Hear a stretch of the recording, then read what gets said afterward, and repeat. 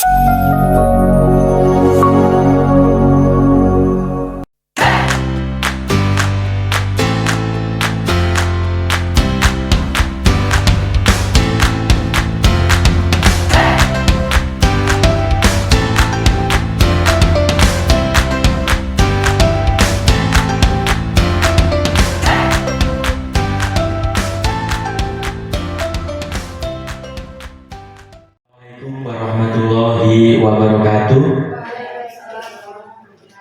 Salam dan bahagia Bapak Ibu guru hebat. Yang saya hormati Ibu Kepala SMP Negeri 1 Paguyuban Pantai. Yang saya hormati Bapak Ibu staf Dewan Guru SMP Negeri 1 Paguyuban Pantai. Bismillahirrahmanirrahim. Assalamualaikum warahmatullahi wabarakatuh. Hamdan syukurillah wassalatu wassalamu ala rasulillahi sallallahu alaihi wasallam. Amma ba'd. Yang terhormat Bapak Ibu calon guru penggerak angkatan 8 yang hari ini melaksanakan kegiatan diseminasi budaya yang positif. Yang saya hormati Bapak Ibu guru dan juga tenaga administrasi sekolah yang alhamdulillah bisa sama-sama di tempat ini. Puji syukur marilah kita panjatkan kehadirat Allah Subhanahu wa taala atas rahmat dan hidayahnya sehingga pada hari ini kita semua dalam keadaan sehat walafiat untuk melaksanakan aktivitas kita keseharian. Ibu yang saya hormati, terutama Bapak Ibu calon guru penggerak Pak Haris dan Ibu Mariam Famili yang alhamdulillah pada hari ini sudah masuk minggu keberapa Pak untuk PGP-nya? Minggu keempat, sudah memasuki minggu keempat 8 ya. Sudah hampir 2 bulan pelaksanaan pendidikan guru penggerak dan salah satu kegiatannya adalah yang akan kita laksanakan hari ini yaitu diseminasi budaya positif di SMP Negeri 1 Paguyuban Pantai. Insya Allah kegiatan ini benar-benar bermanfaat untuk kita semua, bukan hanya untuk kedua calon guru penggerak, tapi juga untuk seluruh guru, seluruh tenaga administrasi, dan seluruh sekolah. Semoga budaya positif ini akan terus terbangun di satuan pendidikan kita. Mungkin ini yang dapat saya sampaikan, dan permohonan maaf untuk Pak Haris dan juga Ibu Maria. Saya tidak dapat mengikuti kegiatan ini hingga di penghujung waktu, karena juga masih ada kegiatan yang tidak kalah pentingnya yang harus saya ikuti di Kabupaten Probolinggo. Mungkin ini yang dapat saya sampaikan. Demi lebih dan kurangnya mohon dimaafkan. Billahi taufiq wal hidayah. Wassalamualaikum warahmatullahi wabarakatuh. Ya, assalamualaikum warahmatullahi wabarakatuh. Mari semangat Bapak Ibu ya. Semangat. Tunjukkan semangat Bu. Semangat ya. Oke. Jadi terima kasih Bapak Ibu masih bertahan sampai detik ini. Jadi kita sudah memasuki termin kedua di diseminasi budaya positif oleh CGP di sekolah ini ya. Jadi di pertama tadi kita sudah mendengarkan pemaparan materi 3 submateri dari Ibu Mariam Famili SPD, yaitu tentang pengenalan apakah itu disiplin positif, kemudian ada teori motivasi, teori kontrol, sehingga di situ terbentuk suatu keyakinan kelas. Nah, di sini saya akan melanjutkan dari ketiga submateri ini yang tadi diberikan oleh Ibu Mariam Famili, itu masih berhubungan dengan materi yang akan saya sampaikan ya. Jadi kita flashback dulu ke Ibu Mariam Famili materi tadi. Yang terakhir itu ada keyakinan apa Bapak Ibu? Keyakinan kelas. Apakah beda keyakinan kelas dengan peraturan kelas? Beda ya. Nah, peraturan kelas itu dibuat oleh kalau tadi kelas itu ya. kelas. Kalau peraturan kelas itu kesepakatan siswa. Nah, iya. Jadi begini. Jadi kita dibiasakan dibiasakan supaya untuk kita itu selalu berpikiran positif. Kalau peraturan itu hanya satu arah, yang membuat sekolah, yang membuat guru. Ya, kalau terlambat masuk kelas, keliling lapangan 5 kali. Ya, itu peraturan. Tetapi kalau keyakinan itu adalah hal-hal yang disepakati bersama oleh guru dan siswa, sehingga apa? Motivasi intrinsik itu muncul ada pada diri siswa. Ya, kalau tadi ada hukuman, ada penghargaan, memang itu sah-sah saja untuk mendisiplinkan anak dan itu bisa. Tetapi itu hanya motivasi eksternal. Anak datang tepat waktu karena takut dihukum, ya kan? Anak belajar dengan sangat tekun giat supaya diberi hadiah oleh guru. Nah, keduanya ini memang ada dampak positifnya, tetapi masih memiliki dampak negatif. Ya, oleh karena itu nanti akan kita bahas di pemaparan saya ini, ya Bapak Ibu ya. Seperti kita saja guru-guru ya, tidak apa. Kita nanti merefleksikan diri sendiri saja dan mohon maaf jika ada yang tersinggung, tersungging. Tidak ya. Kita refleksikan diri kita saja. Saya juga belajar, saya juga orang yang betul-betul disiplin juga tidak, karena saya juga manusia biasa. Dan saya baru mengenal pemahaman dari ini memang di guru penggerak ini ya. Jadi saya juga belajar. Tadi yang namanya penghargaan, saya sering di kelas itu melakukan penghargaan. Nah ternyata saya menyadari, oh tidak boleh nih kalau dilakukan terus-menerus. Ya, karena apa? Nanti kalau mereka diajar guru yang tidak memberikan penghargaan, mereka malas. Ya, karena itu motivasi ekstrinsik. Dia belajar karena orang lain, bukan dari dirinya sendiri. Seperti kita saja ya, mohon maaf Bapak Ibu. Ya, kita saja kehadiran bisa. Kalau tidak boleh. Kalau di sekolah lain ya, di sekolah lain. Kalau pimpinan tidak ada, ya jam 2 pulang, biasanya sudah jam 10 subuh pulang. Berarti di dalam diri guru itu, diri kita belum ada motivasi intrinsik di sini. Ya. Nah, itu yang akan digaungkan di sini. Itulah kenapa kurikulum merdeka itu harus berpihak pada anak dan sebagainya, mencapai anak kebahagiaan dan keselamatan supaya nanti di kehidupan berikutnya itu memiliki budi pekerti yang baik. Jadi seperti itu Bapak Ibu ya. Jadi kita belajar bersama dan merefleksikan secara bersama-sama. Next. Speaking ternyata. Bapak Ibu, semangat ya. Oke, stand up please, berdiri. Ya, berdiri, saya di tengah-tengah. Kita bikin lingkaran. Tahu ya. Kalau tapi tepuk tangannya nanti agak berbeda. Kalau saya bilang tepuk satu, gitu ya. Tepuk satu. Kalau saya bilang tepuk dua, ya. Kiri, ingat. Bagi ini ditambah tangan kiri. Coba ya. Tepuk dua. Sambil tangan kiri di atas, ya. Oke, tepuk dua. Lagi, tepuk dua.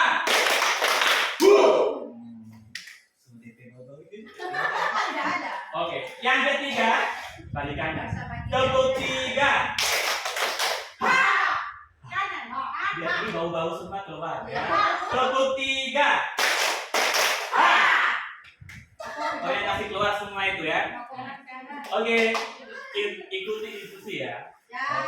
Coba. Tepuk satu, tepuk dua. Konsentrasi. Tepuk satu, dua.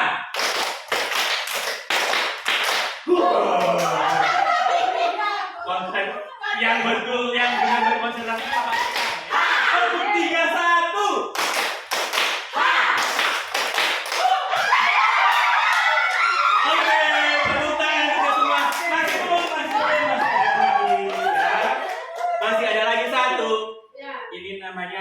tembak dor. Ah, Nah, ya, tembak Dor. konsentrasi. Dor. Kemudian yang kedua, kalau saya bilang bom, yang itu gitu ya. Bom. Nah, yang ketiga, kalau saya bilang dor dor dor dor, lalu yang satu tidak kena, tidak kena. Menghindar ya. Oke, saya tembak siapa dulu lah? Dor. Oke, kena tembak saya. Bom. Dor dor dor dor. Bom. Dor. Oke, Bapak Ibu, terima kasih banyak ya.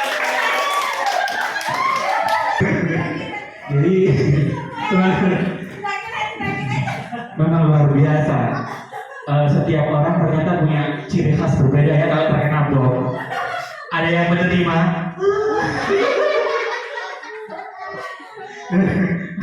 Jangan lupa pakai dia di sini dong. Siap, siap.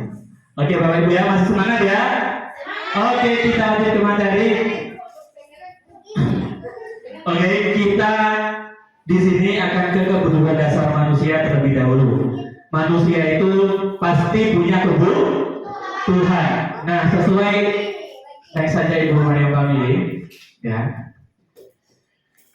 Nah, setiap manusia itu pasti memiliki kebutuhan, ya pasti. Jadi, coba ada pertanyaan pemantik, ya. Coba dibaca Bapak Ibu di situ. Ibu Ambar, guru wali kelas 2A di SD Pelita Hati, sedang bingung menghadapi ulah salah satu murid di kelasnya, Doni. Beberapa anak di kelas 2A telah datang padanya dan mengeluhkan Doni yang seringkali meminta bekal makan siang mereka dengan paksa. Jika Anda menghadapi situasi seperti Ibu Ambar, apa yang akan Anda lakukan? Menurut Anda, kira-kira apa alasan Doni melakukan hal tersebut? Ya, dia siapa? Daripada saya tunjuk, ayo. baca dulu. Nah, silakan. Ya, menurut saya alasan Doni melakukan hal ini mungkin karena dia tidak ada uang jajan, sehingga dia meminta makanan dari teman-temannya. Daripada dia kelaparan, dia meminta makanan dari temannya tersebut. Terima kasih. Jadi Ibu Rahma tadi menjawab karena tidak memiliki uang saku, ya. Ada jawaban lain, Ibu Adli? Makasih. Kalau menurut saya, Doni ini adalah kebutuhan keluarga Doni itu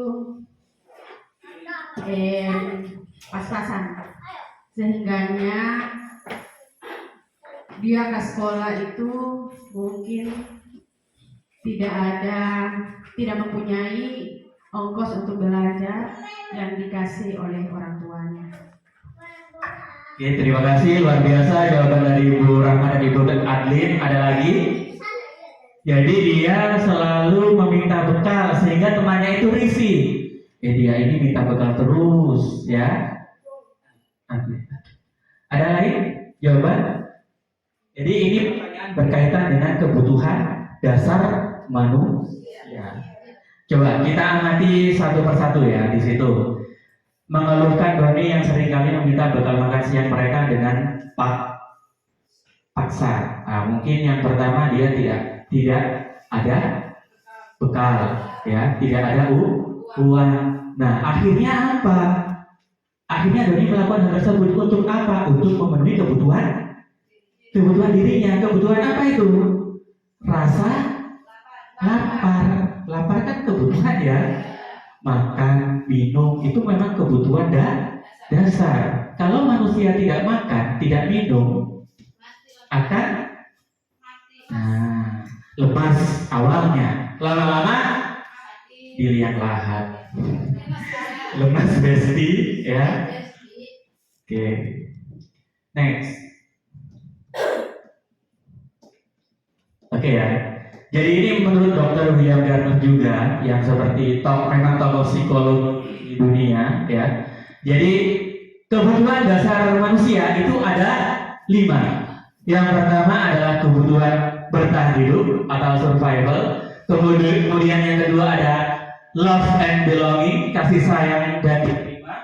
Kemudian kesenangan, kemudian kekuasaan atau penguasaan dan kebebasan. Nah, kalau dari tadi, kalau kita hubungkan di pertanyaan pemantik, kebutuhan mana yang belum dia terpenuhi?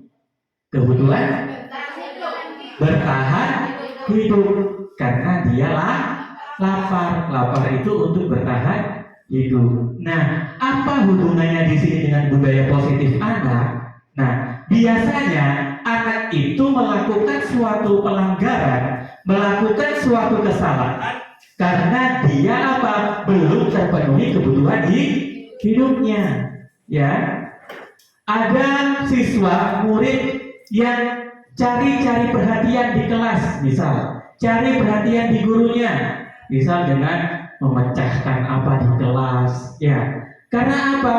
Mungkin kemungkinan salah satu dari 5 kebutuhan dasar mereka itu tidak terpenuhi. Misal kebutuhan kasih sayang atau dan diterima, love and belonging. Ini yang memang kebutuhan dasar yang di anak-anak itu, di kondisi kita sebenarnya di sini banyak anak-anak yang kurang kebutuhan seperti ini. Karena apa? Mungkin kondisi keluarganya, ya begitu. Sehingga mereka melakukan pelanggaran di sekolah. Jadi belum Ibu Ian ya. Nah, dia tidak diterima di rumahnya, dia merasa terasingkan di keluarganya, tidak ada yang mempedulikan dia, sehingga ketika dia pergi ke sekolah, caper dia, ya, dia mengganggu temannya, terlambat ke sekolah. Kan ada siswa yang senang terlambat biar dia diperhatikan oleh guru, staf di kantin, biasanya lambat, ya, biar diperhatikan oleh temannya. Nah, itu cara-cara dia memperoleh perhatian supaya diterima dan sebagainya. Nah, ini ya, ada kebutuhan bertahan hidup, kemudian kasih sayang, kesenangan, kekuasaan dan kebebasan. Contoh apa biasanya? Coba saya mau tanya juga satu kasus yang sering mungkin kita itu ya lihat, yang anak itu dia butuh suatu kebebasan sehingga dia membuat pelanggaran. Apa biasanya?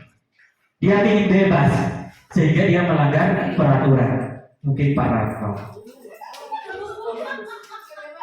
Iya, dia itu ingin bebas. Kebutuhan dasar kebebasannya itu dia tidak terpenuhi, ya, sehingga dia melakukan suatu pelanggaran. Ya, saya tanyakan sama Bapak. Oh, blank. Ada yang lain? Oh ya, Ibu lain. Ya. Siswa. Contoh. Baik, terima kasih atas kesempatan yang diberikan. Pada semester lalu, saya kebetulan wali kelas 8. Pada saat itu, menurut saya, ada salah seorang siswa di kelas 8 itu yang mungkin memenuhi kebutuhannya. Salah satunya adalah Rizky Husnan. Rizky Husnan ini mungkin butuh perhatian dari orang tuanya. Orang tuanya khususnya mungkin ibu dan ayahnya, tapi mungkin dia membutuhkan sosok seorang ayah, tapi ayahnya mungkin sudah meninggal Pak Haris.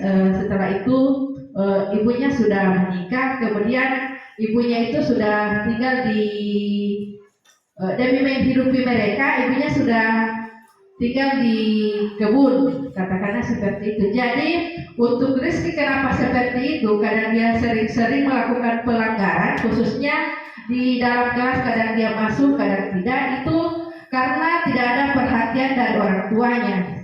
Mungkin ada perhatian, tapi kemungkinan Rizky itu setidaknya dia mau dia selalu berdampingan dengan orang tuanya di rumah. Kalau memang itu menurut saya karena dia hidup dengan nenek, jadi nenek itu mungkin perhatiannya kadang anak yang melakukan kesalahan seperti Rizky mungkin diabaikan. Tapi kalau orang tua itu mungkin menasehati dengan berbagai macam karakter orang tua agar anak itu, salah satunya Rizky, mungkin dia akan mendengar apa yang akan dilakukan oleh orang tuanya. Oke, terima kasih luar biasa. Tepuk tangan untuk Ibu Rali. Ya, coba Ibu tadi mendengarkan ya apa penjelasan dari Ibu Rali. Kalau menurut saya, kalau perhatian orang tua itu ke kasih sayang diterima, ya. Yang tadi saya ingin bahwa Ibu berikan contoh itu yang kebebasan. Jadi anak ini ingin bebas, ya, sehingga dia melakukan pelanggaran. Ya, anak ingin bebas. Ada atau ini saya teringat. Oh ya, Pak Arno, silakan. Terima kasih, tadi saya kurang fokus jadi saya tidak menyimak. Untuk dia pengen bebas, gitu, dia tertekan. Itu lebih contohnya saya pernah menghadapi siswa seperti itu. Dia lebih apa ya? Maksudnya dia maunya belajar itu tidak tertekan. Dia belajar itu sesuai dengan apa yang dia inginkan, gitu. Makanya ketika saya menghadapi siswa seperti ini, kebetulan siswanya bukan di sekolah tapi di bimbel, saya kasih tersendiri cara belajarnya. Makanya dia maunya apa? Apa kebetulan anak SD, dia maunya apa? Dia mau bermain. Ya, dia mau bermain. Makanya dia mau kesana kemari. Sehingganya saya buat pola bagaimana caranya dia belajar tapi sambil bermain. Gitu. Coba susun ke sana. Berapa? Oh iya, berapa di sana? Kasih kontrol lagi berapa? Jadi seolah-olah dia pilih bebas, dia tidak mau terikat. Dia maunya sesuai dengan apa yang dia inginkan. Oke, hanya itu saja. Terima kasih. Ya, luar biasa dari Pak Arno, tepuk tangan dulu. Ya. Ya, jadi yang dicontohkan Pak Arno tadi, dia ingin bebas ketika dia belajar, ya, tidak ingin dikekang. Jadi Pak Arno sudah menerapkan yang namanya restitusi ternyata ya. Nah, nanti tadi sudah sekilas dijelaskan oleh Ibu Maria, dan nanti kita akan praktek bagaimana menghadapi suatu permasalahan siswa dengan yang namanya segitiga restitusi. Memang sudah terlampau jauh ini ya, rekan guru kita satu ini hebat sekali Pak Ratno ya. Oke, saya teringat ya, kalau yang kebebasan ini, saya teringat mantan murid kita yang namanya Dharma.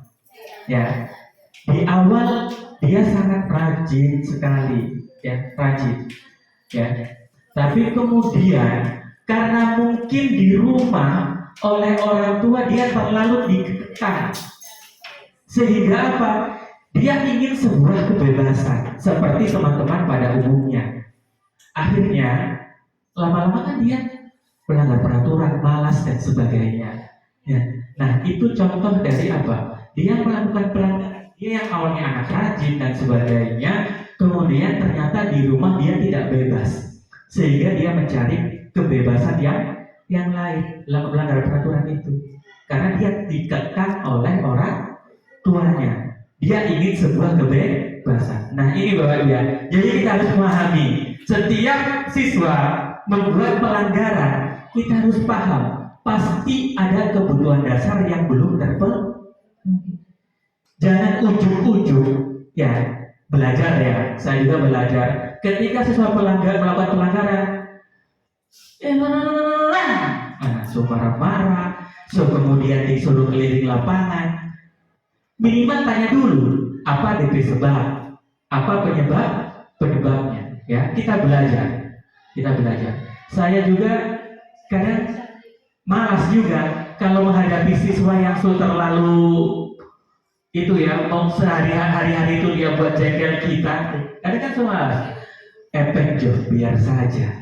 Nah ternyata itu tidak sesuai dengan teori perkembangan anak sebetulnya ya Bapak Ibu ya, tidak sesuai. Tapi kita nanti akan belajar bersama-sama membangun budaya yang positif. Next. Oke, ada lagi kasus. Coba next. Oh, back.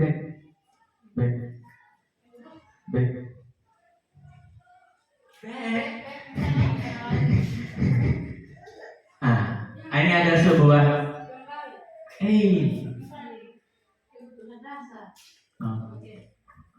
Oke. Nah, ada sebuah kasus ini ya lagi coba. Dinda, perhatikan ya.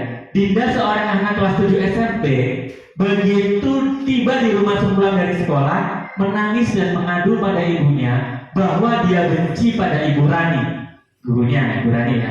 Menurut Anda, kebutuhan apa yang berusaha dipenuhi oleh Dinda jika jawabannya seperti ini? Bila Anda berada di dalam posisi Ibu Rani dan mendengar informasi dari ibunya Dinda tentang perasaan Dinda hari itu, apa yang Anda lakukan pada Dinda besok ketika Dinda masuk sekolah agar kebutuhan Dinda terpenuhi? Ini ada beberapa jawaban nanti ya. Jadi dia sepulang sekolah menangis, mengadu ke ibunya bahwa dia benci yang dengan yang namanya Ibu Lani. Ibu Lani, belum aku Ibu Rani ya, Rani. Coba next. Nah, ini cuma contoh ya. Jika jawabannya tidak seperti ini, ibu guru bilang, aku tidak boleh bersenandung sewaktu mengerjakan tugas. Katanya kelas harus tenang, tidak ada suara, kan nggak seru jadinya. Kemudian yang kedua, ibu guru tidak menyapaku hari ini, padahal aku pakai jepit rambut baru. Aku bosan, masa belajarnya cuma gitu-gitu aja, dengerin ibu guru aja.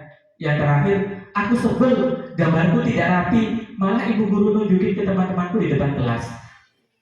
Nah, kira-kira kebutuhan dasar apa sehingga dia Rani, siapa tadi, Dinda ini kemudian mengadu ke orang tuanya seperti itu? Apa yang guru perbuat sehingga Dinda seperti itu? Kira-kira apa? Ibu guru? So ada jawaban. Next. Jadi di situ tadi setiap jawaban itu dia ada kebutuhan dia yang belum terpenuhi. Next, coba next saja ya. Next. Nah, ini ya. Yang jawaban pertama, coba perhatikan. Ibu guru bilang, aku tidak boleh bersenandung sewaktu mengerjakan tugas. Katanya harus tenang, tidak ada suara. Kan nggak seru jadinya. Padahal dia ingin sebuah kesenangan di kelas, ya. Dia bersenandung, menyanyi, ya, kemudian mungkin dibentak-bentak oleh guru, sehingga kemudian apa kebutuhan dia yang belum terpenuhi, yaitu kesenangan, karena mungkin model pembelajaran yang diajarkan guru tidak membuat dia merasa senang. Mungkin nanti dia diajak bernyanyi-nyanyi dan sebagainya. Nah, itulah gunanya pembelajaran berdiferensi dan sebagainya itu ya. Kemudian ibu guru tidak menyapaku hari ini, padahal aku pakai jepit rambut baru. Dia merasa tidak diperhatikan. Jadi nanti kalau misal ada pakai sepatu baru teman. Beli di mana? Macam apa lalu itu? Hadir sampai dipakai sama siapa kemarin? Ibu Rani ke pasar. Jadi memang Ibu Rani ini sudah membuat Radit merasa disayangi dan diterima. Luar biasa. Kemudian yang ketiga, aku bosan, masa belajarnya cuma gitu-gitu aja, dengerin ibu guru saja. Nah, maksudnya dia ingin pembelajaran yang menarik, ingin dia gerak ke sana kemari, tidak hanya duduk di diam monoton. Nah, kebebasan, makanya dia tidak suka mungkin bikin pelanggaran akhirnya di kelas. Yang terakhir, aku sebel gambarku tidak rapi, malah ibu guru nunjukin ke teman-temanku di depan kelas. Nah, malah kan dia dipermalukan, padahal dia itu merasa yang terbaik. Dia ingin, setiap orang itu pasti ingin merasa yang paling baik di depan semuanya, ya, tanpa disadari pasti begitu, ya, tanpa disadari pasti seperti itu. Sudah ya, sudah paham Bapak Ibu? Atau ada pertanyaan? Pas? Oke, next. Nah, 5 posisi kontrol. Next. Oke, nah ini yang kita merefleksikan diri kita. Jadi menurut teori kontrol Dr. William Glasser, ada 5 posisi kontrol yang lalu sudah pernah ya. Jadi guru itu sebagai penghukum, kemudian guru itu sebagai pembuat rasa bersalah, guru sebagai teman, guru sebagai pemantau, dan yang terakhir guru sebagai manajer. Nah, sebelum kita lebih lanjut, saya ingin berpendapat satu orang, kita merefleksikan diri sendiri. Bapak Ibu berada di posisi mana saat ini? Ya, jujur kalau saya paling banyak ada di posisi 2, ya, pembuat rasa. Nah, itu baru saya sadari. Oh, ternyata itu saya masih di posisi 2, karena yang paling tinggi itu di posisi kelima. Ya, oh ternyata saya masih pembuat rasa bersalah. Ya, alhamdulillah sudah bukan di nomor 1, meskipun kadang masih ya. Rasa bersalah. Jadi kita belajar bersama, nanti terus kita bisa sampai pada posisi 5, ya. Ya. Pembuat rasa. Nanti kita akan pelajari. Coba kalau Bapak Ibu kira-kira ada di posisi berapa? 1, 2, 3. Paling banyak tidak ada yang sampai 5. Saya pernah sampai 5, tapi bisa saya hitung cuma berapa kali saya pernah itu sampai 5. Dan itu tergantung mood saya. Dan itu sebenarnya tidak boleh, ya. Kalau mood saya sudah tidak bagus, sudah tidak ada itu sampai 5. Kembali ke awal. Nah, ini kita belajar bersama-sama ya. Kita bersama-sama supaya nanti kita pelan-pelan menghindari yang pertama ya. Kalau boleh yang pertama itu dihindari. Kemudian nanti membuat rasa bersalah, kita sebagai teman, pemantau, dan akhirnya berada pada posisi manajer. Kalau yang saya lihat, yang sering pada posisi manajer, yang sering dengan kasus itu Bapak Sutratno Pakaya ya. Itu yang saya pikir, meskipun beliau juga yang nomor 1 juga sering penghukum, tapi dia di manajer juga sering. Oke, next. Nah, coba Bapak Ibu lihat, ini ada video beberapa contoh posisi kontrol yang dilakukan oleh guru. Perhatikan ya, nanti cari apa bedanya. Ini yang pertama sebagai penghukum.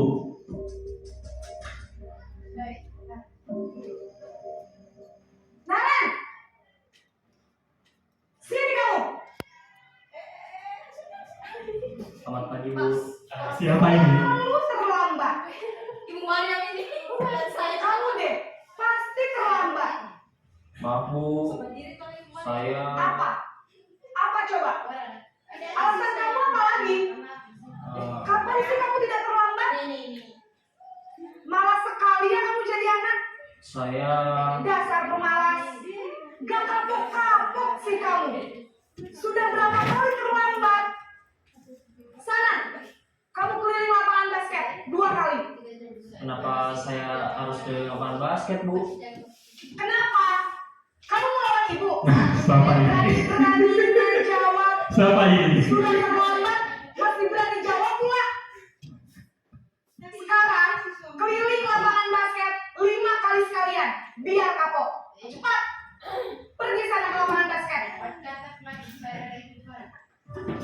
Itu yang pertama. Ini yang kedua, membuat merasa bersalah. Bedanya seperti apa ya, Bu?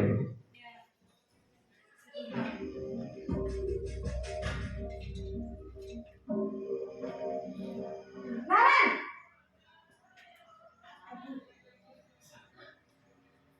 Selamat pagi Bu. Naren, kamu kenapa terlambat lagi, nak? Lagi Ya, Tuhan, Naren. Kamu senang ya bikin ibu susah ya? Kalau kamu terlambat lagi, nanti ibu yang ditegur bapak kepala sekolah, nak. Disangka ibu tidak bisa membina kamu. Duh, gimana ini? Maaf Bu. Duh, Gusti Naren. Kamu suka ya kalau ibu ditegur bapak kepala sekolah? Terus, sekarang ibu harus tulis apa ini di buku absen? Ini kamu sudah sering terlambat loh. Ibu harus apa coba? Maaf Bu. Maaf sekali. Ya sudah, lain kali jangan bikin ibu susah lagi ya nak ya. Ibu tidak akan kuat lagi kalau kamu begini terus. Bisa jantungan kalau ibu tegur bapak kepala sekolah. Bisa Sekarang cepat jantungan. ke kelas. Maaf ya Bu. Maaf sekali. Iya, betul. Kalau yang pertama Chandra, kedua Alfred, terapinya yang belum ada itu kan belum bicara. Kamu suka bagaimana? Kamu tidak bukan kamu tidak. Tolong kita bagaimana? Ceritanya tolong dulu tolong kasar. Mulai iya. Kalau tidak baca ya biasa aja. Ya memang Itu ada satu cara bicara yang cara bicara kan. ya memang semua itu susah Bapak Ibu ya, tidak segampang teori. Memang semuanya seperti itu. Tapi apa salahnya kita berusaha sedikit demi sedikit ya. Dari mana tadi? Tapi posisi saat itu pas Saya, dilanjutkan. Ibu tidak akan kuat lagi kalau kamu begini terus. Bisa jantungan kalau ibu tegur bapak kepala sekolah. Sana cepat ke kelas. Maaf ya Bu. Maaf sekali. Ini membuat rasa bersalah. Posisi membuat rasa bersalah berbicara dengan nada tenang. Nah ini teman.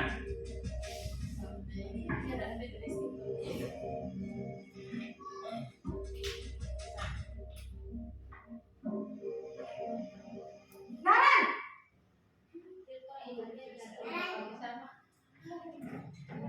Selamat pagi Bu. wah sudah jam berapa ini nak? Terlambat lagi ya sayang. Iya Bu. Habis ibu saya lupa bangunkan saya Bu. Kamu malah menyalahkan ibu kamu. Kamu bukannya anak yang larinya paling kencang. Kok terlambat sih? Iya Bu. Saya memang terlambat bangun tadi. Jadi biarpun saya lari kencang, tetap gak kekejar Bu. Ya sudah sana. Nanti lain kali larinya lebih kencang lagi ya. Biar gak terlambat lagi. Bikin senang ibu. Demi ibu. Bisa kan? Bisa lah Bu. Ya sudah sana masuk kelas. Ibu beresin urusan absen kamu. Kamu ini ada salah. Ibu beresin absen kamu ya nak. Nah, pemantau wanita.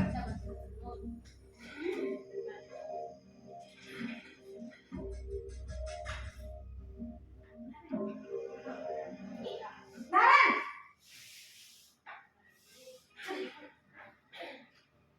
Selamat pagi Bu. Naren, apa peraturan sekolah kita tentang jam berapa kita harus masuk sekolah, nak? Kita harus di sekolah jam 7 Bu. Iya betul, sekarang sudah jam 7.20. Naren sudah tahu konsekuensinya jika terlambat hadir. Paham Bu.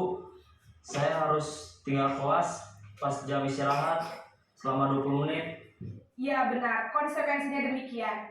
Jadi nanti jam 9.30 pas istirahat, kamu harus tinggal di kelas, kerjakan tugas tambahan untuk ketertinggalan kamu, ya? Baik Bu. Ini yang terakhir, posisi paling susah, manajer.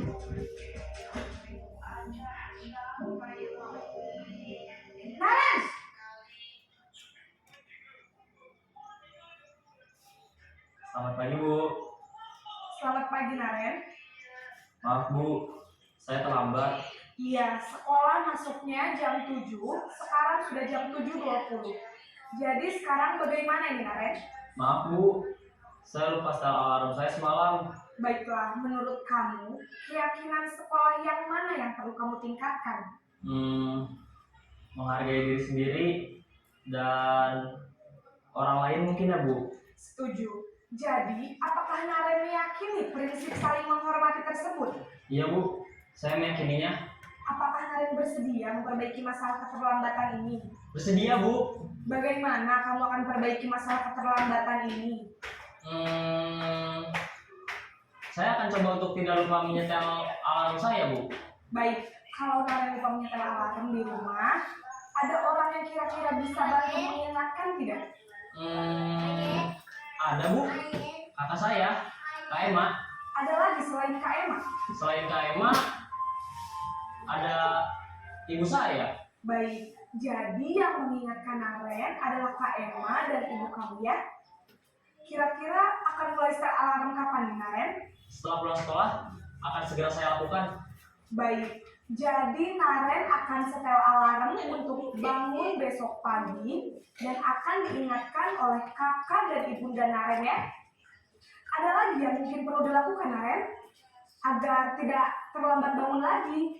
Tidak ada Bu. Baik, Naren, terima kasih untuk kerjasama kamu. Sekarang kamu perlu kembali ke kelas untuk belajar. Baik Bu, terima kasih.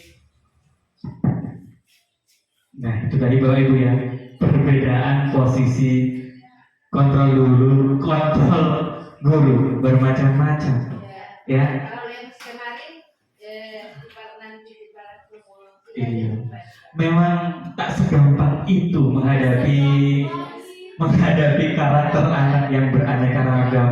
Tak segampang teorinya Dr. William Glasser, ya. Ya, tapi harus dicoba, ya, harus dicoba. Kita berada posisi control manager.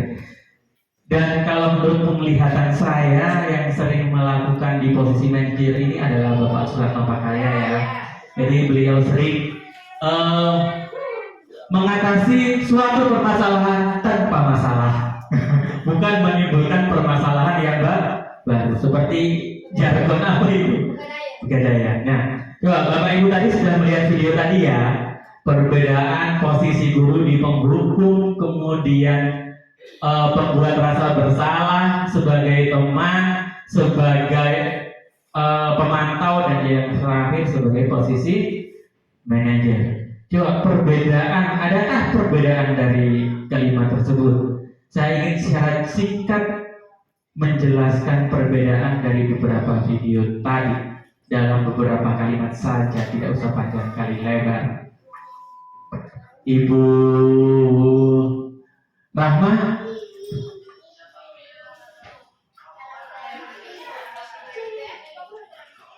Ya, terima kasih atas kesempatan yang diberikan kepada saya.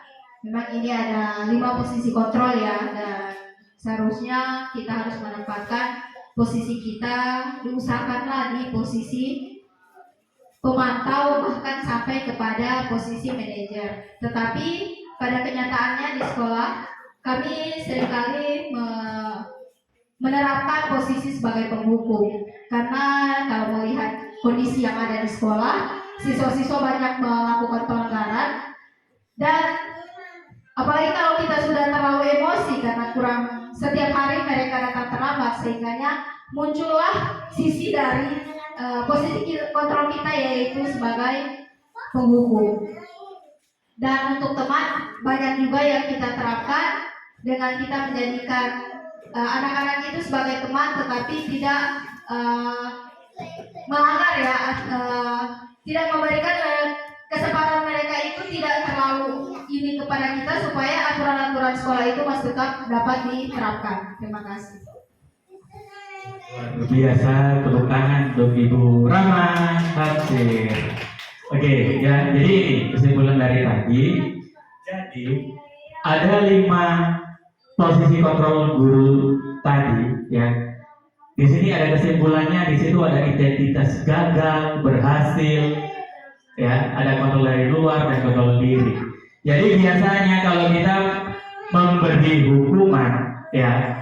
Kalau kita berperan sebagai teman, kemudian kita membuat murid itu merasa bersalah sama kita, kemudian dia menjadi disiplin, itu masih faktor eksternal, ya. Jadi karena siswa dihukum oleh guru, akhirnya dia kembali ke jalan yang benar. Boleh-boleh saja sah, itu berbagai cara untuk mendisiplinkan anak, ya. Tetapi menurut teori psikologi itu memang kalau bisa kita pada sampai posisi manajer, supaya apa? Kita bisa memicu atau memacu motivasi yang ada pada diri anak tersebut. Jadi mereka itu ingin berubah itu dari dirinya sendiri, bukan dari orang lain. Sehingga ketika diajar oleh guru yang lain pun dia bersikap sama. Seperti kita saja, misal, ya, kalau sekarang kepala sekolah kita si A, ya,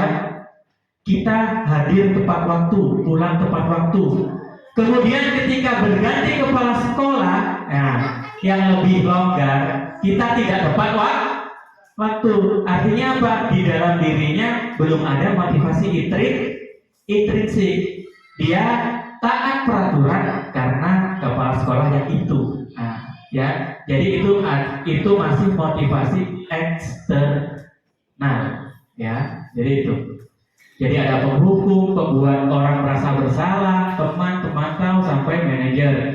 Yang penghukum tadi nadanya bagaimana? Marah-marah? Marah-marah. Mana itu? Ya, nah biasa begitu ya. Dengan wajah tiba-tiba sudah murah.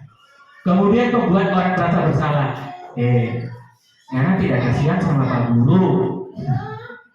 Ini jujur saja, ini sering saya lakukan. Karena tidak kasihan sama Pak Guru. Pak Guru ini sendiri, tidak ada teman, baru begitu begitu.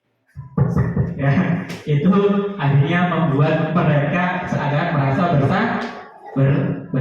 Memang jadi disiplin, tetapi itu dampaknya tidak jangka panjang, tetapi jangka pendek. Beda hal dengan motivasi intrinsik, ya. Nah, motivasi intrinsik itu bisa digali, kita bimbing dengan posisi manajer, dan nantinya kita akan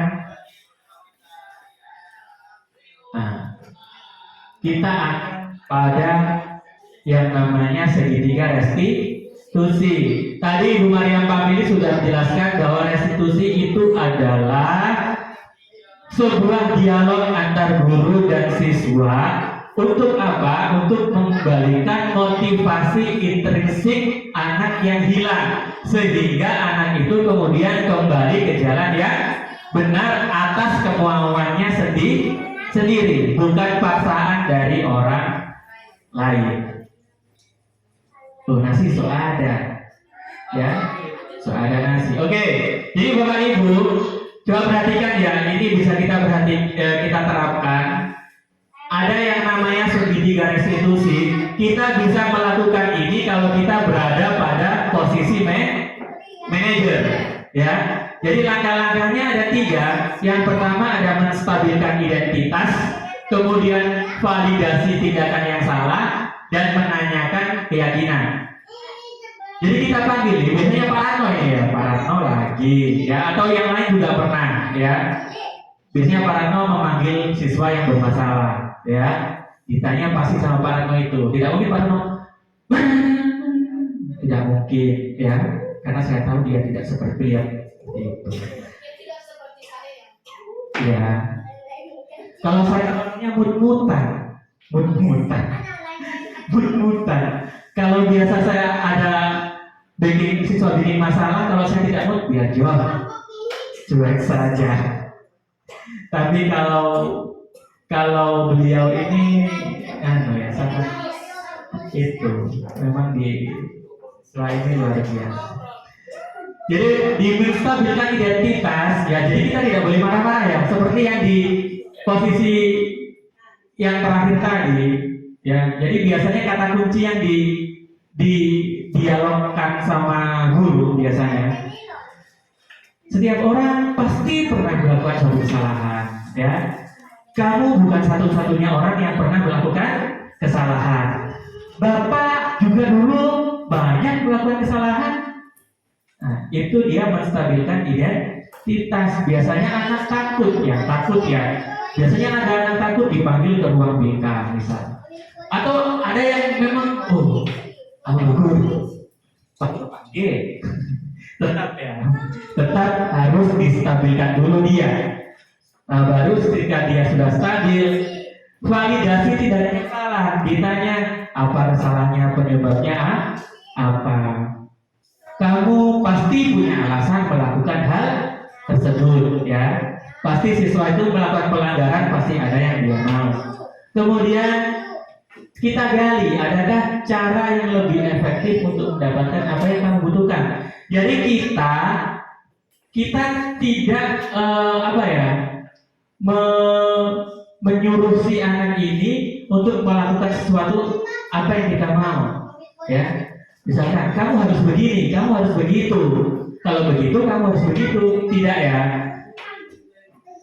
Jadi kita harus menuntut mereka agar dia sendiri yang bisa menemukan solusinya. Bukan kita guru-guru yang mengarahkan ke solusi. Kita hanya mengarahkan, bukan kita yang mencari solusi. Kemudian yang ketiga menanyakan keyakinan. Nah, itulah gunanya keyakinan kelas. Tadi ada, karena di dalam keyakinan kelas di situ ada nilai-nilai budi pekerti, saling menghargai, kemudian tanggung jawab, peduli lingkungan tadi banyak ya dan sebagainya. Jadi itu biasanya keyakinan kelas apa yang telah kita sepakati, ya. Kira-kira apa yang kamu langgar dari keyakinan kelas yang kita sepakati? Seperti itu. Kamu ingin menjadi orang seperti apa? Nah, untuk memperbaiki itu apa yang kamu lakukan? Nah, kita tuntut mereka sampai mereka punya jawaban. Next. Nah, ini ya. Yang pertama, menstabilkan identitas untuk membuat anak yang merasa gagal berbuat salah menjadi positif terhadap dirinya. Biasanya anak yang melakukan kesalahan kan sudah menganggap dirinya itu negatif ya. Ya saya salah memang. Ya. Pikirannya sudah negatif, tidak positif. Biasanya guru berkata, berbuat salah itu hal manusiawi, tidak ada yang manusia yang sempurna. Bapak ibu juga pernah berbuat salah dan sebagainya. Ya, kalau kamu menyalahkan dirimu sendiri terus menerus, akankah kamu bersikap baik pada dirimu sendiri dan sebagainya. Ini hanya kata-kata contoh. Nanti bapak ibu bisa mengeksplor sendiri. Next, validasi tindakan yang salah.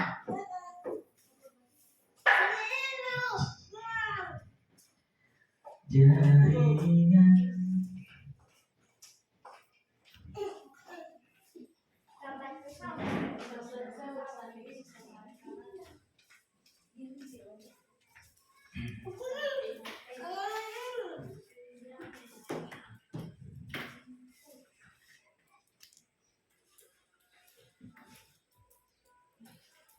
Nah, validasi tindakan yang salah. Membantu murid mengenali kebutuhan dasar yang ingin dipenuhinya ketika melakukan kesalahan, ya.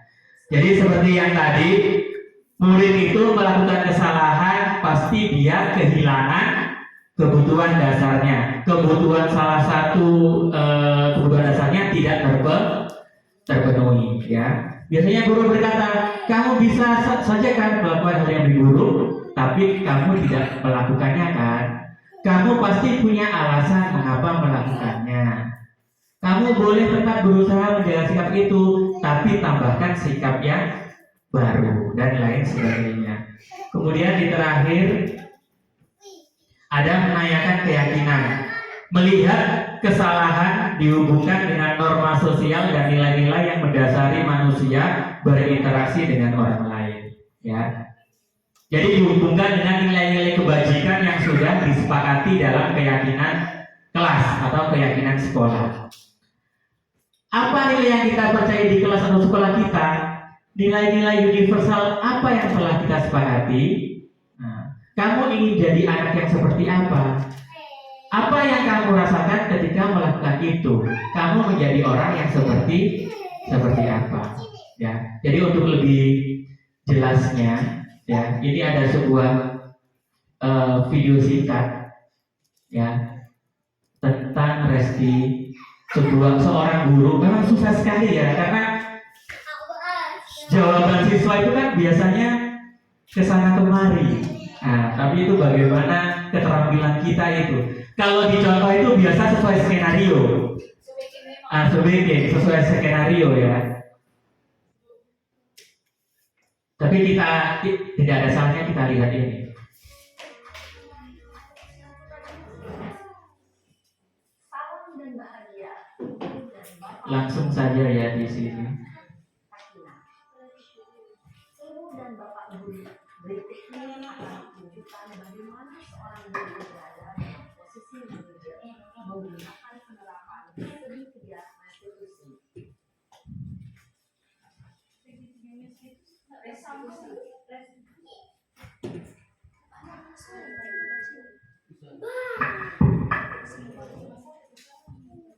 Iya, Sarah. Sudah lama nggak ketemu Sarah? Kenapa hari ini ada di sini? Kesel pak, kesel banget. Masa aku dikatain tukang fitnah pak? Ya aku marah pak. Aku balik ngatain Eka di depan kelas. Kesel banget. Oh begitu.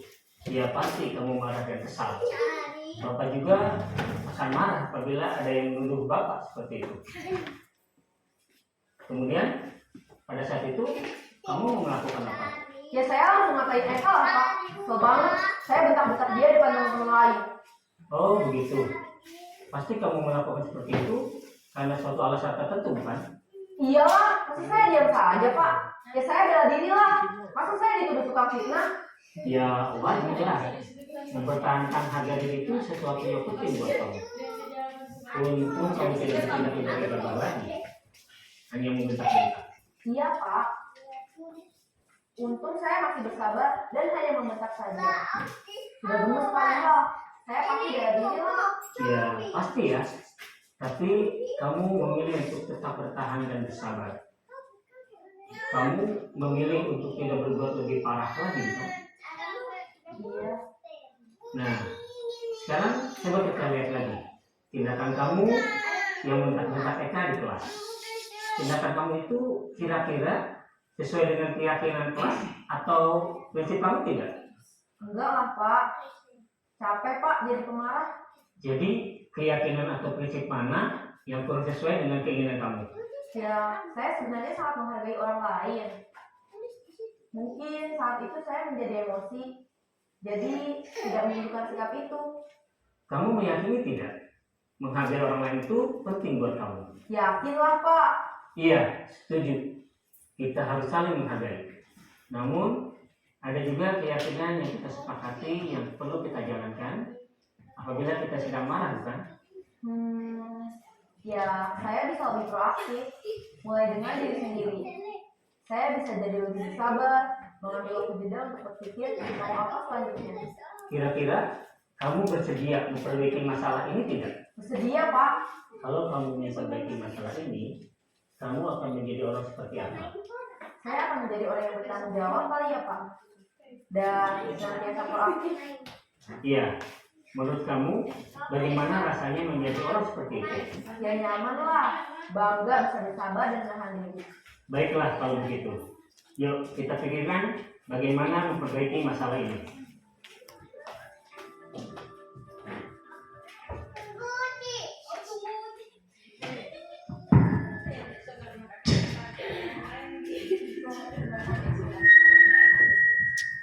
Wih, kok buat jalan-jalan?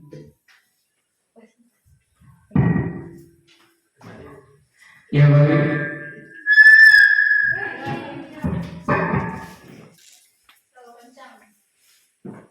Cek. Oke, itu contoh video restitusi. Ada Pak Guru itu yang menyelesaikan sebuah permasalahan dengan langkah-langkah segitiga restitusi. Memang susah, ya. Iya kalau jawabannya seperti itu biasanya siswa seperti itu ya. Ya macam-macam jawabannya. Saya kemarin saya praktek ada tugas praktek restitusi ini. Memang harus ada skenario ya. saya pakai skenario sudah buat. Tapi ketika siswa saya coba dengan saya keluar dari skenario, memang mencoba untuk alami, ya, memang jawabannya kesana kemari. Tidak bisa urut, ini menanyakan keyakinan, menstabilkan identitas, validitas dan yang salah, itu tidak bisa urut. Kemarin sempat ditanyakan, ada yang tanya di elaborasi pemahaman, apakah harus urut? Si instruktur, ibu instruktur bilang, ya harus urut. Masa kita tiba-tiba kita sudah menanyakan keyakinan, anak itu harus stabil dulu ketika berbuat salah dan sebagainya. Tapi kan dalam kenyataannya memang susah, ya susah.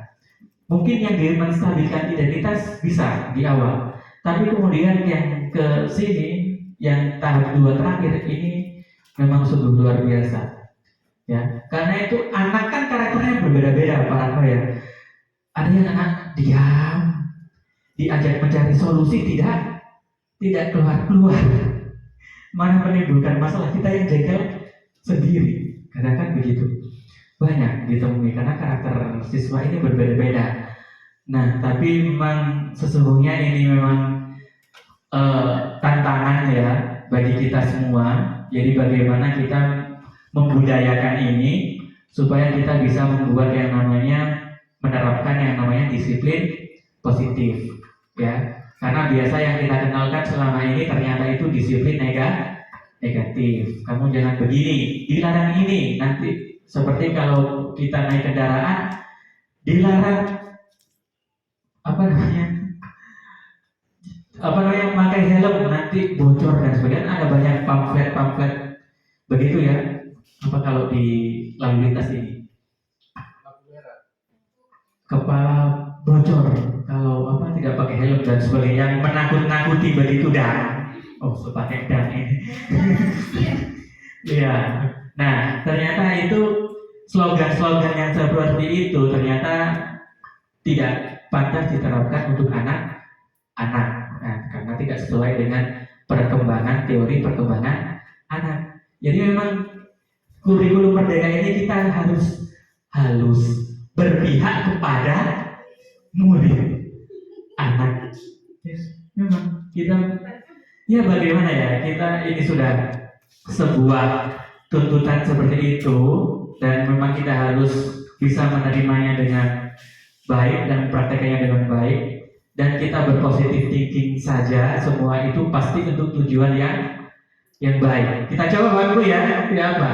Karena ini sekali lagi Pak Ratno ini dan Ibu Elvi sudah banyak melakukan, sudah tahu yang namanya restitusi. Bagaimana cara mengkondisikan anak, bagaimana cara mendisiplinkan anak dengan cara yang positif, sehingga timbul motivasi dalam dirinya sendiri, ya. Sehingga itu, jadi anak nanti akan mentaati peraturan itu atas kemauannya sendiri, bukan karena Pak Ratno, bukan karena kepala sekolah, bukan karena Pak Haris, bukan karena dia diberi hadiah dan sebagainya. Kalau itu semua motivasi ekstrinsik, memang bisa mendisiplinkan, tetapi itu jangka pendek, bukan untuk jangka panjang, ya. Jadi itu sudah setengah 12 ini.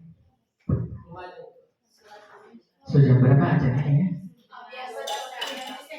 Nah, sekarang biar kita cepat-cepat ya. Kita praktek sedikit tentang restitusi. Jadi saya bagikan sebuah kasus ya. Cepat saja ya Bapak Ibu ya. Nanti kita praktek. Berdiri dulu Bapak Ibu, berdiri. Saya bagi 2 kelompok.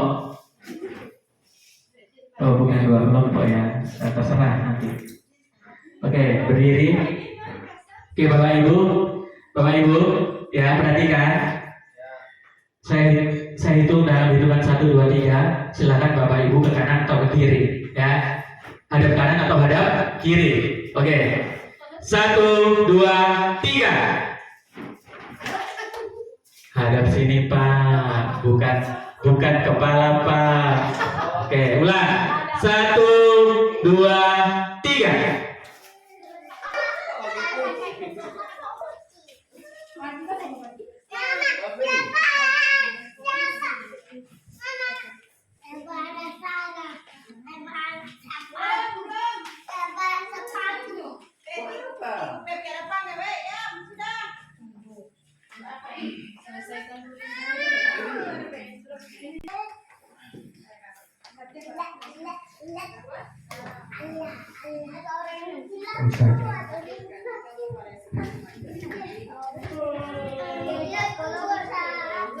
Oke, Bapak Ibu ya, di situ ada dua kasus ya.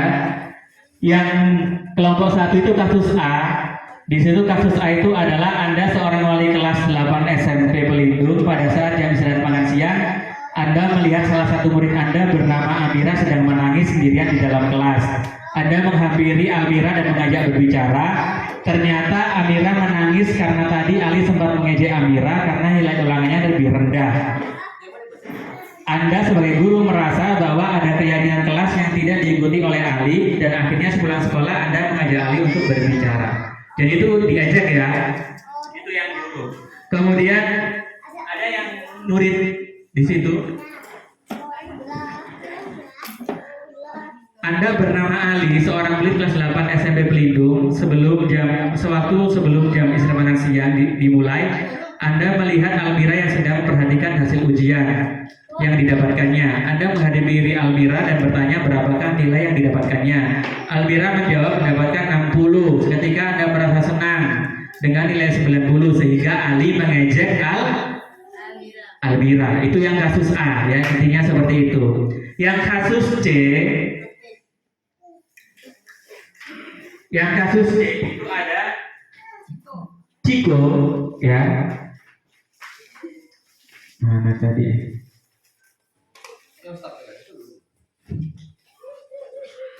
Sudah ada. Anda adalah wali kelas SMP 7. Kemudian setelah pulang sekolah, si wali kelas ini melihat ke ruang kelas itu ada mengecek kebersihan ruangan kelas, siapa yang piket di situ. Awalnya 3 orang, akhirnya yang 1 orang pergi kabur, namanya Ciko ya. Nah nanti guru itu ternyata mencari Ciko kemana? Akhirnya ternyata Ciko itu ada di kantin di depan sekolah, sudah kabur ya. Itu kasus yang sini ya. Nah, Ciko ternyata lagi enak-enak makan di kantin warung. Nah nanti kemudian guru itu mendatangi si Ciko yang tidak melaksanakan piket, kemudian mengatasi permasalahan tersebut ya, mengatasi permasalahan yang dihadapi oleh Ciko. Jadi nanti siapa yang berperan sebagai guru, siapa yang berperan sebagai Ciko. Di sini juga siapa yang berperan sebagai guru, wali kelas, dan siapa yang berperan sebagai Ali. Kita dimulai ya. Mungkin dari kelompok 1 dulu. Kata-kata. Mau Ali dengan ini dia. Mau Ali dengan Elsa. Sound 1 di mana ya? Satu di sebelah. Bukan pada Biar tidak usah cuma 1 baru ganti. Ini jam 12. Selamat siang Ali. Baca dulu itu Kak. Siang Bu. Bersih. Ali keadaannya bagaimana? Sehat tidak? Sehat Bu. Ali tahu tidak kenapa ibu memanggilmu ke sini? Tidak tahu Bu. Nah tadi ibu mendapat laporan bahwa Almira itu hampir menangis karena Ali. Boleh dijelaskan ke ibu kenapa Ali melakukan hal itu sehingga Almira hampir menangis? Iya Bu, tadi saya mengajak Almira karena Almira hanya mendapat nilai 60, sementara saya mendapat nilai 90. Makanya saya mengajak Almira sampai dia menangis. Apakah yang Ali lakukan itu baik? Tidak Bu. Nah, memang yang Ali lakukan itu kurang baik ya, tetapi berbuat salah itu tidak mengapa. Insya Allah bisa diperbaiki pada kesempatan berikutnya. Nah, pasti kamu melakukan itu ada alasannya kan, sampai kamu mengejek Amira tadi. Bisa sampaikan kepada ibu apa alasan yang kamu lakukan? Ya, alasan saya karena nilainya itu di bawah dari saya. Jadi kamu merasa bangga ya dengan nilai kamu yang di atas itu? Iya dong. Menurut kamu, tadi kan sudah dikatakan bahwa itu kurang baik ya. Menurut kamu apa keyakinan kelas yang kau langgar, yang kau tidak patuhi sehingga kamu melakukan hal tersebut? Saling menghargai sesama teman, Bu. Apakah ada tindakan yang bisa kamu lakukan untuk memperbaiki hal ini?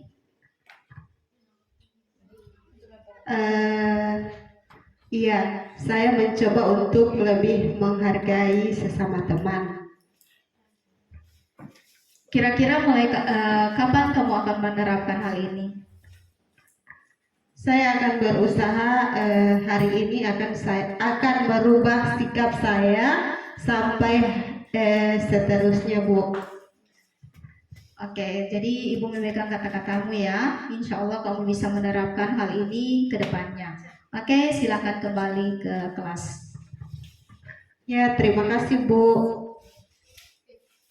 Oke, tepuk tangan luar biasa untuk kelompok 1 ya. Emang hebat-hebat ini Bapak Ibu guru kita di sini ya. Jadi tadi kalau kita perhatikan sudah nampak ya, ke tahap-tahapan ada menstabilkan identitas terlebih dahulu, kemudian menanyakan menstabilkan identitas, kemudian validitas tindakan yang salah, dan kemudian menanyakan keyakinan sehingga siswa itu kemudian bisa menemukan solusi sendiri atas permasalahan tersebut. Kita beri aplaus untuk kelompok 2 yang akan memerankan kasus 2 dalam menyelesaikan segitiga restitusi.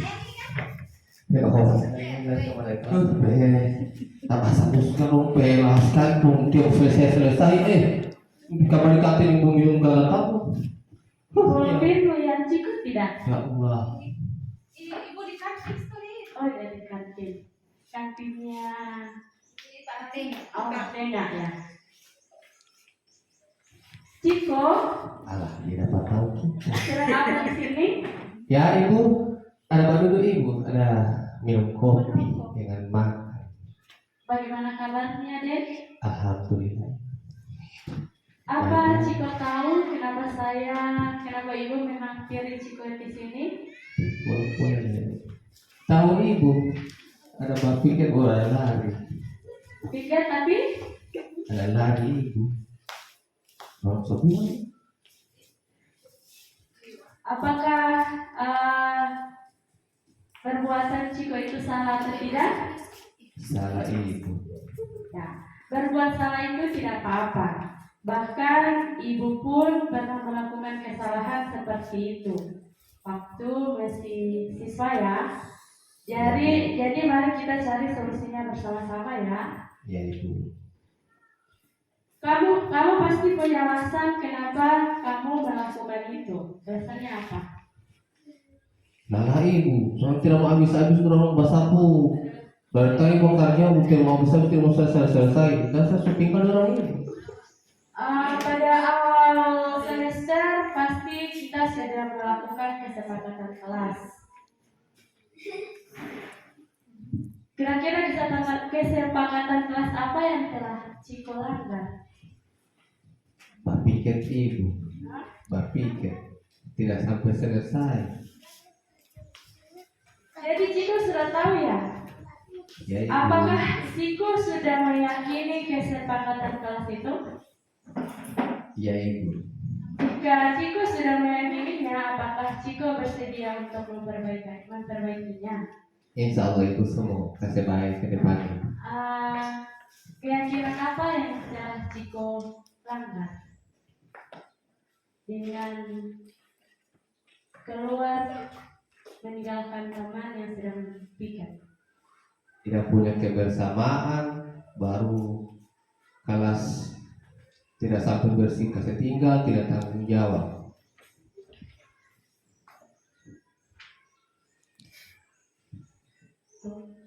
Jika Ciko sudah bersedia untuk memperbaikinya, maka Ciko akan menjadi orang seperti apa ke depannya?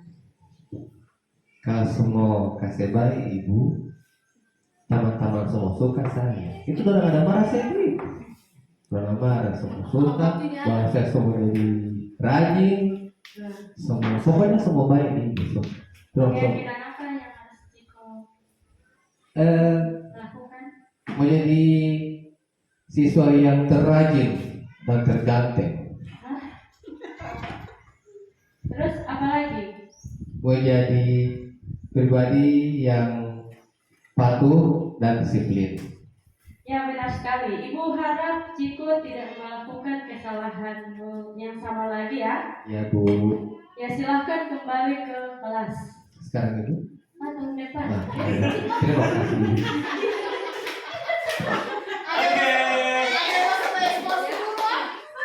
Oke, luar biasa. Tepuk tangan untuk kelompok 2. Ciko ini memang bandel sekali. Memang luar biasa Ciko ini. Untuk ibu guru sabar, ya. Sabar sekali. Oke ya. Oke Bapak Ibu, jadi tadi Bapak Ibu sudah melakukan praktik yang luar biasa. Tepuk tangan untuk kita semua, ya. Dan sudah menampakkan proses restitusinya, ya memang hebat. Yang acting jadi murid luar biasa, Bapak Ibu gurunya juga sangat-sangat luar biasa. Nah, kita tiba di akhir kegiatan diseminasi Bapak Ibu. Jadi sebelum kita merefleksikan apa yang kita lakukan hari ini, apakah masih ada pertanyaan di benak Bapak Ibu sekalian? Tidak ada Bapak Ibu ya. Memang luar biasa hebat semua. Jadi insya Allah apa yang kami diseminasikan hari ini itu bermanfaat bagi kita semua Bapak Ibu ya. Nah sebelum kita mengakhiri kegiatan ini, kita ada refleksi terlebih dahulu tentang apa yang Bapak Ibu terima pada diseminasi kali ini. Jadi yang khususnya di materi saya ya, dimulai dari kebutuhan dasar manusia, kemudian posisi kontrol guru dan segitiga restitusi. Tolong dibagi Ibu Maria Family. Jadi tolong ditulis Bapak Ibu ya, kemudian ditempel kembali seperti yang tadi di kertas karton. Ada 2 pertanyaan, hal baik apa yang Bapak Ibu pelajari selama diseminasi ini, kemudian apa yang akan Bapak Ibu lakukan setelah mendapatkan diseminasi ini. Ya silakan Bapak Ibu.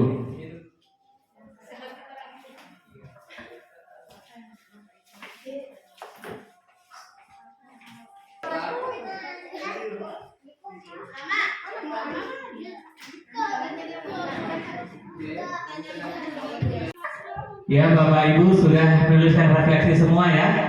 Terima kasih. Nah sebelum itu saya ingin perwakilan satu orang guru membacakan hasil refleksinya yang sudah di depan. Satu orang. Ya Ibu Lani.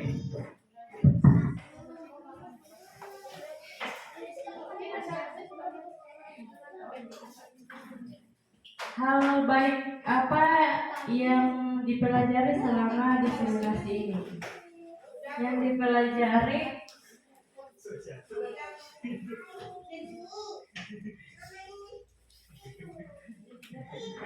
adalah bagaimana cara mengontrol emosi saat menangani siswa dalam bermasalah.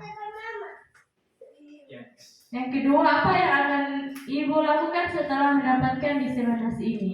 Alhamdulillah diseminasi ini baik, bagus, memberikan efek yang baik juga. Jadi saya insya Allah akan mempraktekkan atau melakukan hal positif yang saya pelajari dalam diseminasi ini. Ya terima kasih luar biasa, aplaus untuk Ibu Guru hebat Lani. Ya. Jadi itu tadi refleksi dari Ibu Lani. Jadi hal baik yang beliau sudah dapatkan adalah tentang bagaimana mengontrol emosi menghadapi anak-anak ya. Kemudian Ibu Lani juga akan menerapkan hal-hal positif yang didapatkan dalam diseminasi ini. Kemudian saya bacakan dari guru lain, ada hal baik yang saya pahami di sini yaitu saya bisa memahami posisi kontrol seorang guru luar biasa. Kemudian yang saya lakukan setelah mendapatkan diseminasi ini yaitu akan banyak belajar, mempraktekkan, menerapkan materi kontrol dan sebagainya. Ya Bapak Ibu, terima kasih Bapak Ibu untuk hari ini. untuk kita semua. Sangat-sangat hebat dan luar biasa Bapak Ibu yang ada di SMP Negeri 1 Pagiamanan Pantai ini ya. Jadi Bapak Ibu, harapan dengan adanya diseminasi ini kita sama-sama belajar ya Bapak Ibu. Saya juga belajar, kita belajar bersama-sama bagaimana kita membangun budaya positif agar tercipta lingkungan yang positif di sekolah ini. Sehingga apa? Sehingga visi impian sekolah kita yang berpihak pada murid itu bisa terwujud. Begitu Bapak Ibu ya. Jadi terima kasih Bapak Ibu untuk hari ini. Sangat berterima kasih banyak atas kehadiran, keaktifan, keseriusan Bapak Ibu dalam melakukan diseminasi ini. Semoga nantinya bermanfaat bagi diri saya dan Bapak Ibu sekalian, dan harapannya dengan refleksi yang barusan Bapak Ibu lakukan, Bapak Ibu akan mencoba menerapkan hal-hal positif dari budaya positif ini. Meskipun susah, harus tetap bergerak Bapak Ibu ya. Ini tantangan bagi kita semua. Kita harus saling berkolaborasi, antar sesama agar kita dapat menciptakan lingkungan yang positif. Terima kasih atas perhatiannya. Mohon maaf kalau ada kekurangan. Saya juga manusia tak sempurna. Billahi taufiq wal hidayah. Wassalamualaikum warahmatullahi wabarakatuh.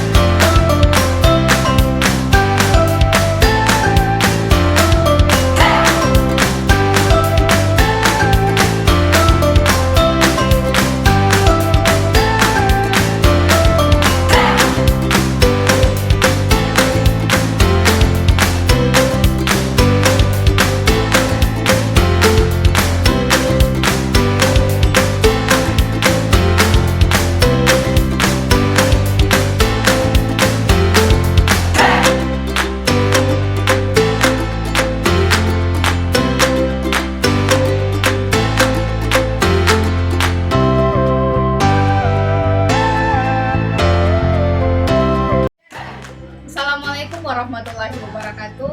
Saya Rahma Hamsir, SPD dari SMP Negeri 1 Pagiamanan Pantai.